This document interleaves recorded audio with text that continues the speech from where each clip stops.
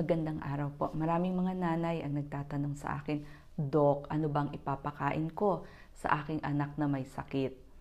Ang maipapayo ko po ay ipaghanda natin sila ng chicken soup dahil may benepisyo ito para sa ubo, sipon, trangkaso at nagbe-breastfeed. Pwede rin ito sa mga may hangover.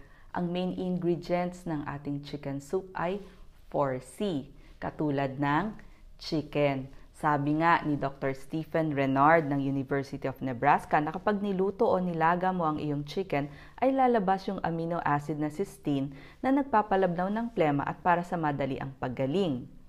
Yung ating kamote o sweet potato, meron siyang mga antioxidants na beta-carotene, fiber, vitamin B, C, E, folate at potassium. Ito namang ating carrots, meron ding beta-carotene at vitamin A. Celery, maraming vitamin C at nakakatulong sa sakit sa baga. Lagyan din natin siya ng 4 na butil ng bawang. Ito ay may allyl sulfides na panlaban sa impeksyon.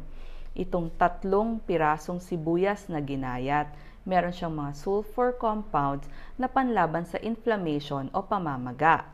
Lagyan din natin ng ginger o luya, meron itong gingerols na parang may antibiotic effect.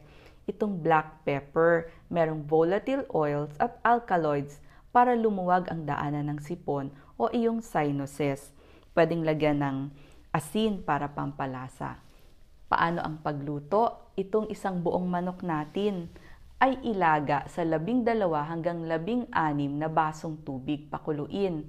Kapag kumukulo na, doon natin ilagay itong 4 na butil na bawang, 3 sibuyas, luya, black pepper na buo, at ang panimplang asin.